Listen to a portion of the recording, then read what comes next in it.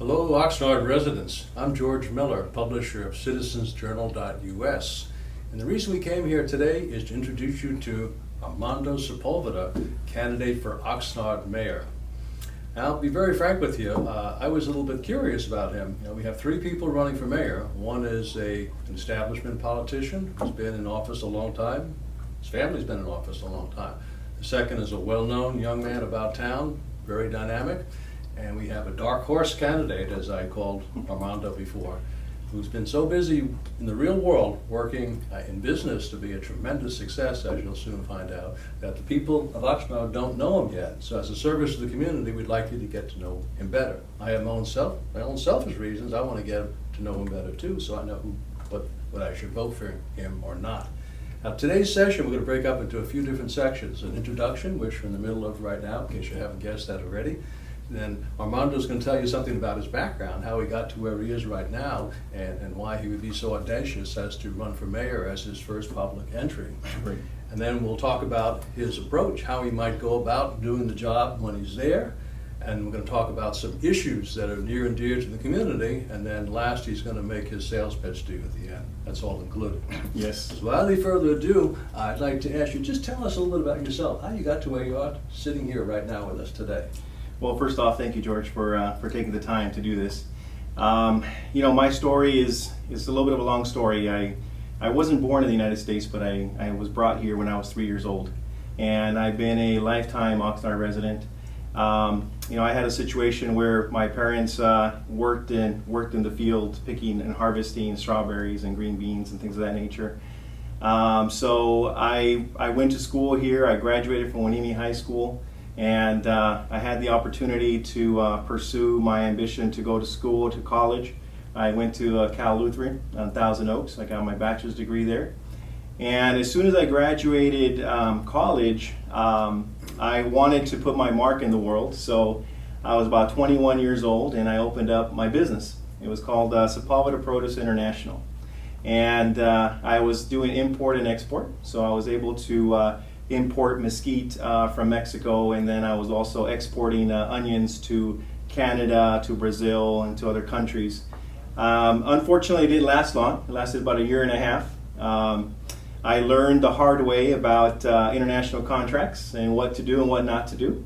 So unfortunately, I ended up having to liquidate at that time. So I was about 23 years old, roughly, when that occurred.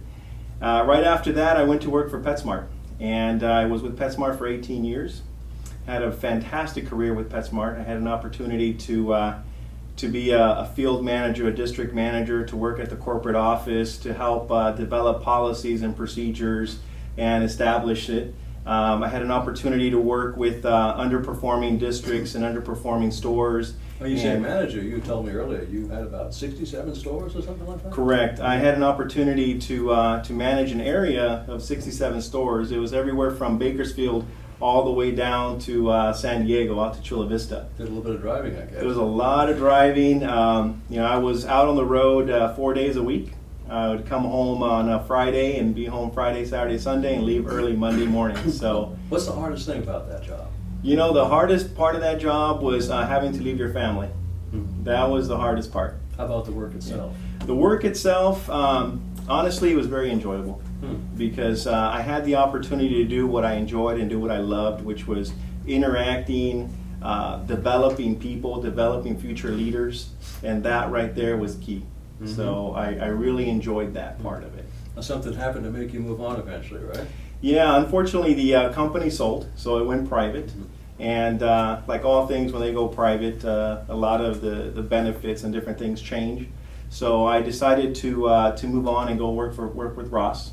So I'm currently working with Ross Dress for Less, and I came on board as a store manager, and then I went into a field management position, and I decided to run for mayor. Well, that's the $64,000 question a lot of our listeners and viewers are asking themselves. Why do you have the nerve to step right up and as your first elective office you shoot for the top, mayor? Why is that? That's a great question. Yeah, I asked myself that exact same question. My wife has asked me that question, and a year ago, if somebody had asked, would you ever consider going into some sort of a political office? Would you ever consider running for anything? I would have said no.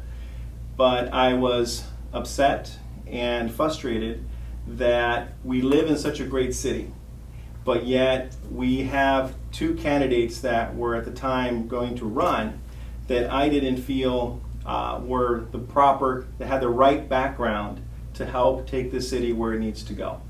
They're both lacking that business knowledge that we need and that strong leadership. And that's the reason why I'm running. I'm running because I want to be that person that brings that leadership, that brings that business sense to the city so that we can become a prosperous city and move forward. What's the combined number of employees and sales in the 67 stores that you manage? It was well over $300 million. So that's pretty close to the size of the city's budget right now. Right? Correct. Uh-huh. Correct. So it's really comparable in some ways, but now what's different?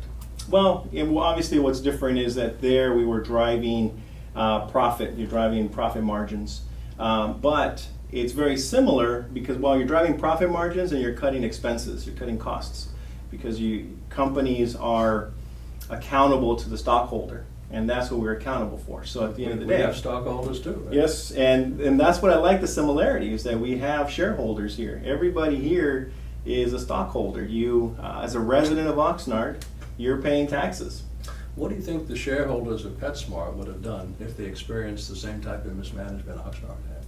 I would guarantee you that the CEO and all the top management would have been terminated immediately. And if there was corruption, fraud, they would have been prosecuted. Yeah, and that's what happens in corporations. We at a city level, we haven't done that, and we haven't held our city officials accountable for it. And that's one of the reasons why I'm running is because we have to bring back a sense of security of the community that we are looking out for their best interests. And that's what it's really about. It's about ensuring that they're comfortable and confident that we're able to take care of their tax dollars. What do you suppose some of the differences are between running a corporation and running a government unit? There are some obvious differences. Yeah. What do you perceive those to be? I think that some of the differences between running the corporations and working and running the city, of course, is that when you're running a corporation, you're doing things based on driving certain profitability and cutting those expenses. When you are running a city, you have to work more with the community and make sure that you're taking their perspectives into account, that you're doing what's right for them, and that you're managing those tax dollars properly. When you say running the community, who's really running Oxnard government? Is it the council or is it the city manager? What's the appropriate division of labor there? It should, in my perspective, it should run like a corporation. You have the mayor, he's the chairman of the board. You have the city council, which are the board members. And then you have the city manager, who's the CEO.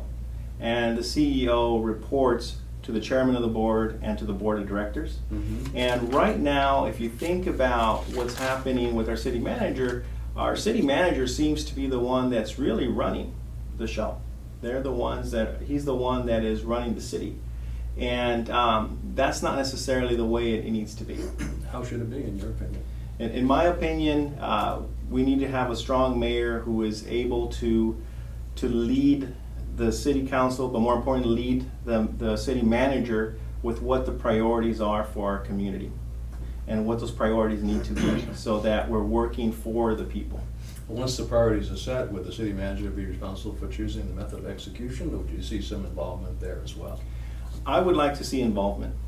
I think that, especially with my leadership experience and my years in a corporate environment, I'm used to being there and understanding and knowing what is happening. We should have, city council should be requesting and demanding monthly reports, financial reports, so that there's high visibility as far as what is taking place financially within the city. And city council needs to understand how to read the basic financial reports. And that's why we need to have that transparency.